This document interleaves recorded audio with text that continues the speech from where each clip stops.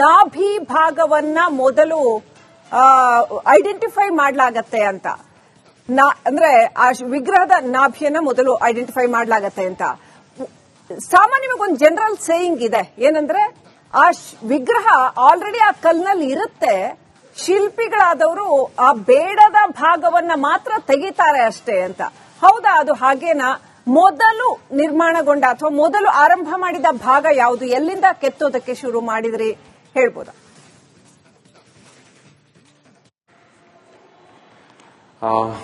ನಾವು ಆಗ್ಲೇ ಹೇಳಿದಾಗೆ ಕಿಲಪಂಜ ರಚನೆಯ ಮುಖಾಂತರ ನಮಗೆ ಬೇಕಾದ ಅಂಗಗಳ ಭಾಗಗಳ ಬಗ್ಗೆ ಒಂದು ಜಾಮೆಟ್ರಿಕಲ್ ಮೆಜರ್ಮೆಂಟ್ ನ ತಗೊಂತೀವಿ. ನಂತರದಲ್ಲಿ ನಾವು ಯಾವುದೇ ರೀತಿಯಲ್ಲಾದ್ರೂ ಶುರು ಮಾಡಬಹುದು.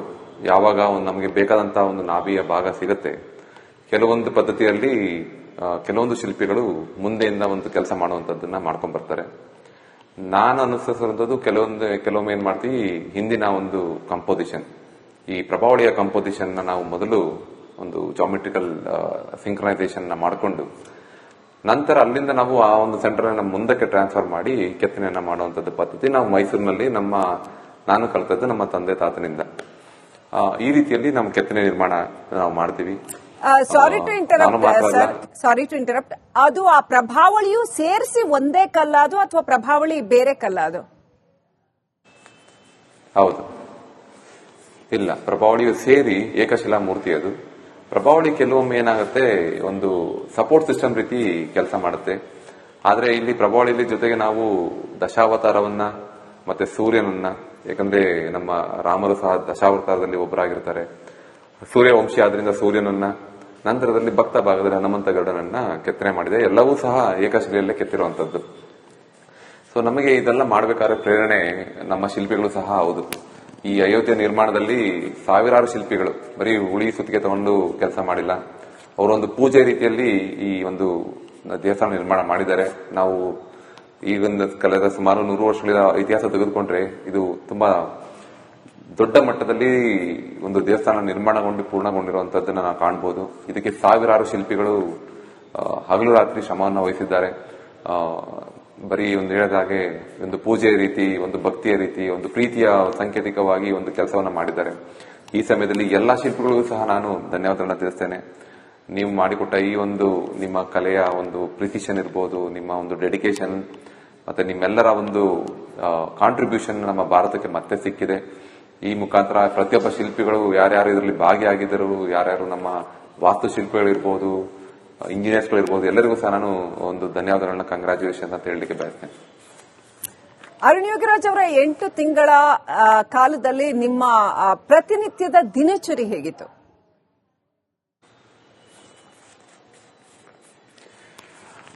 ದಿನಚರಿ ಹೇಗಿತ್ತು ಅಂದ್ರೆ, ಸಾಮಾನ್ಯವಾಗಿ ಯಾವುದೇ ರೀತಿಯ ಒಡನಾಟಗಳಿಲ್ಲ ಯಾರ ಜೊತೆನೂ ಸಹ. ಯಾಕಂದ್ರೆ ನಮಗೆ ಪ್ರತ್ಯೇಕ ಕೊಠಡಿಗಳನ್ನ ಕೊಟ್ಟಲಾಗಿತ್ತು, ವಿತ್ ಸೆಕ್ಯೂರಿಟಿ ಕೊಟ್ಟಿದ್ರು. ಯಾರು ನಮ್ಮ ಹತ್ರ ಬರುವಂತದ್ದಾಗ್ಲಿ, ಬಂದು ಮಾತಾಡುವಂತದ್ದಾಗ್ಲಿ ಯಾವುದೇ ರೀತಿಯ ಅವಕಾಶಗಳಿರಲಿಲ್ಲ. ಯಾಕಂದ್ರೆ ಗೌಪ್ಯತೆಯಲ್ಲಿ ಆಗಿನ ಸಮಯದಲ್ಲಿ ಈ ಒಂದು ಕೆತ್ತನೆ ಕೆಲಸ ನಡೀತಾ ಇತ್ತು. ಯಾಕಂದ್ರೆ ಉದ್ಘಾಟನೆ ಪ್ರತಿಷ್ಠಾಪನೆ ಸಮಯದಲ್ಲಿ ಎಲ್ಲರೂ ರಾಮನ ದರ್ಶನ ಮಾಡಲಿ ಅನ್ನೋ ಒಂದು ಉದ್ದೇಶ ಅಷ್ಟೇ. ಆ ನಿಟ್ಟಿನಲ್ಲಿ ದಿನನಿತ್ಯದ ಒಂದು ನಮ್ಮ ನಿರ್ಮಾಣದ ಸಮಯದಲ್ಲಿ ಬೆಳಗ್ಗೆ ಎದ್ದು ನಾವು ಒಂದು ಯೋಗ ಅಭ್ಯಾಸವನ್ನ ಮಾಡ್ತಾ ಇದ್ವಿ. ನಂತರದಲ್ಲಿ ಉಪಹಾರಕ್ಕೆ ನಮಗೆ ಅಲ್ಲೇ ಒಂದು ಉಪಹಾರ ಕೊಠಡಿನೂ ಸಹ ಕೊಟ್ಟಿದ್ರು. ಜೊತೆಗೆ ನಮಗೆ ವ್ಯವಸ್ಥೆ ಮಾಡ್ಕೊಳ್ಳಿಕ್ಕೆ ಒಂದು 4-5 ಮಕ್ಕಳನ್ನ ಸಹ ಒಂದು ಯುವಕರನ್ನ ನಮಗೆ ಒಂದು ನೇಮಕಾತಿಯನ್ನು ಮಾಡಿರ್ತಾರೆ. ನನಗೆ ಅಲ್ಟಿಮೇಟ್ ಆಗಿ ಕೆತ್ತನೆ ಸಮಯದಲ್ಲಿ ಹೊರ ಪ್ರಪಂಚದ ಯಾವುದೇ ಪರಿಚಯ ಇರಲಿಲ್ಲ. ನನಗೆ ಯಾವುದೇ ನ್ಯೂಸ್ ನೋಡೋದಾಗ್ಲಿ, ಯಾವುದೇ ಒಂದು ಟಿವಿ ನೋಡೋದಾಗ್ಲಿ ಮಾಡಲಿಲ್ಲ. ಯಾಕಂದ್ರೆ ಈಗಿನ ಸಮಯದಲ್ಲಿ ಏಕಾಗ್ರತೆಯ ಒಂದು ಬಹಳ ಉತ್ತುಂಗದ ಸಮಯ ನಮಗೆ ಬೇಕಾಗಿರುತ್ತೆ.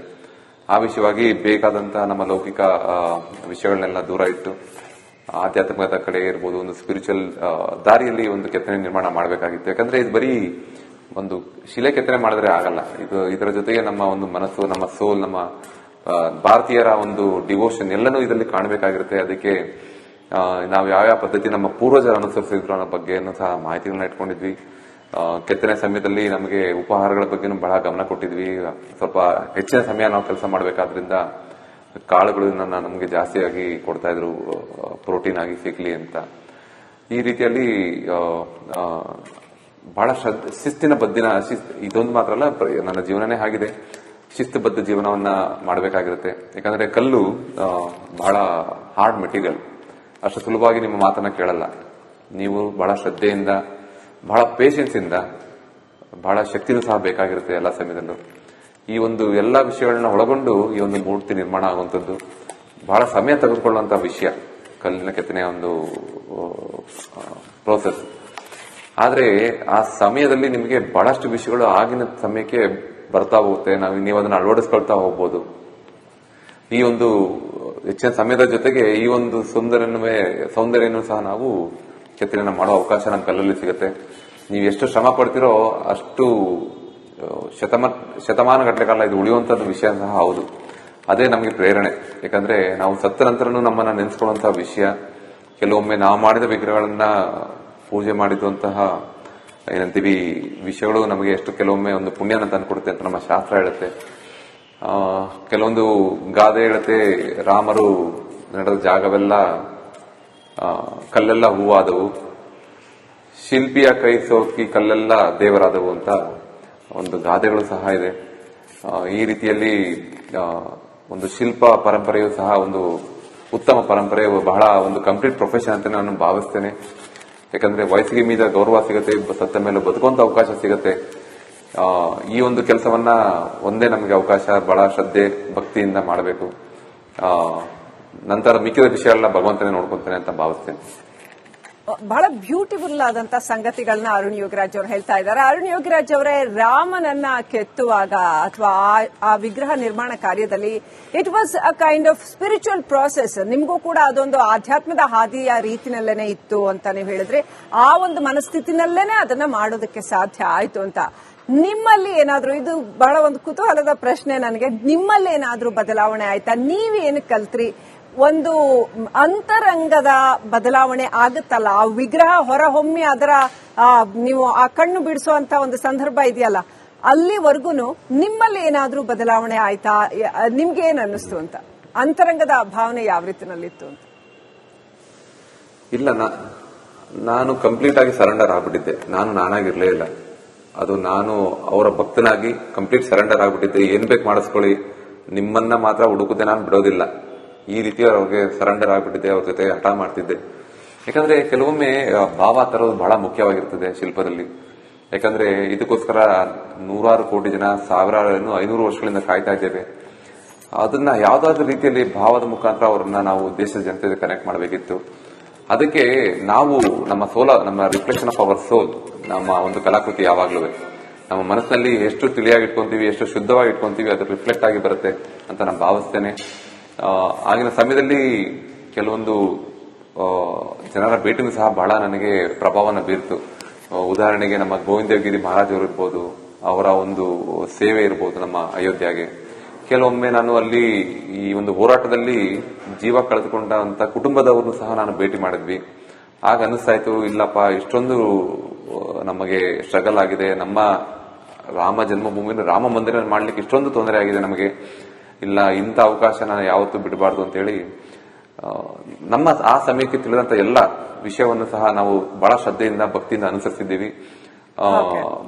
ಬಹುಶಃ ಅವೆಲ್ಲ ಮಾಡಿದ್ದಕ್ಕೇನೆ ಒಂದು ಅಷ್ಟು ರೀತಿಯಲ್ಲಿ ಅವರು ನಿರ್ಮಾಣ ಮಾಡಿದ್ದಾರೆ. ಸರ್, ಕೊನೆಯದಾಗಿ ಭಾವದ ಬಗ್ಗೆ ಹೇಳಿದ್ರೆ, ಆ ಮುಖ ನೋಡ್ತಾ ಇದ್ರೆ ಅದೆಷ್ಟು ಸುಂದರವಾಗಿ ಆ ಮುದ್ದು ಬಾಲಕನ, ಯಾವುದೇ ತಾಯಂದ್ರಿಗೆ ಹೋಗಿ ಎತ್ಕೊಂಡ್ ಬಿಡೋಣ ಅನ್ನೋಷ್ಟು ಮುದ್ದು ಬಾಲಕನ ಮುಖ, ಮತ್ತೆ ಕೇವಲ ಬಾಲಕನ ಮುದ್ದಾದ ಮುಖ ಮಾತ್ರವಲ್ಲ, ಅದರಲ್ಲಿ ಒಂದು ಅಭೂತಪೂರ್ವವಾದ ದೈವಿ ಕಳೆ. ಆ ಭಾವ ಹೇಗ್ ಬರ್ಸಿದ್ರಿ ಅಂತ ಕೊನೆಯದಾಗಿ?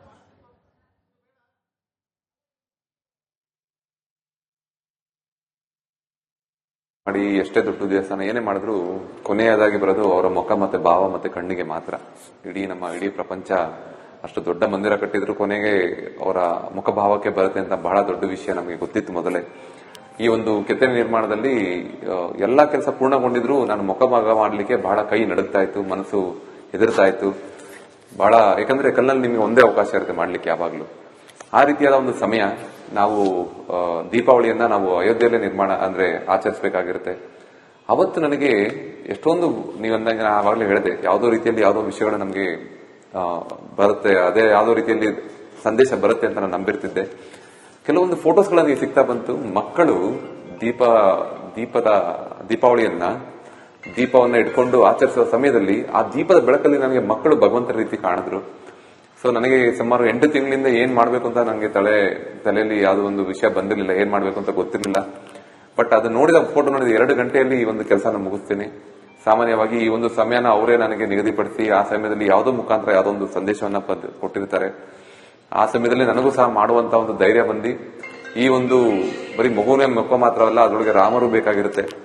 ಮಕ್ಕಳು ನನಗೆ ಅವತ್ತಿನ ಸಮಯದಲ್ಲಿ ದೀಪದ ಬೆಳಕಿನಲ್ಲಿ ನನಗೆ ಮಕ್ಕಳು ಸಹ ಒಂದು ದೈವಭೂತರಾಗಿ ಕಾಣಿದ್ರು.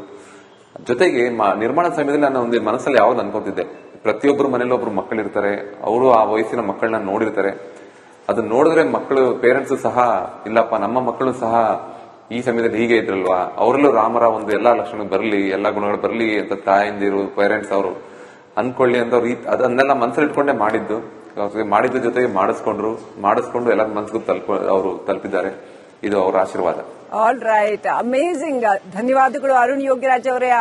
ಅತ್ಯಂತ ಮನ ಮುಟ್ಟುವ ಸಂಗತಿಗಳನ್ನ ತಿಳಿಸ್ಕೊಟ್ರಿ. ಜೊತೆಗೆ ರಾಮ ಭಕ್ತಿ ಎಲ್ಲೆಲ್ಲೂ ಪಸರಿಸಲಿ, ರಾಮನ ಆದರ್ಶಗಳು ಎಲ್ಲಕ್ಕಿಂತ ಹೆಚ್ಚಾಗಿ ರಾಮನ ಆದರ್ಶಗಳು ನಿಮ್ಮ ಮೂಲಕ ಇಡೀ ಜಗತ್ತನ್ನ, ಆ ವಿಗ್ರಹದ ಮೂಲಕ ಇಡೀ ಜಗತ್ತನ್ನ ತಲುಪಿದೆ. ಇನ್ನಷ್ಟು ತಲುಪಿ ಚಿರಸ್ಥಾಯಿ ಆಗುವಂತಾಗ್ಲಿ. ಧನ್ಯವಾದಗಳು ರಿಪಬ್ಲಿಕ್ ಕನ್ನಡದೊಂದಿಗೆ ಮಾತನಾಡಿದ್ದಕ್ಕೆ.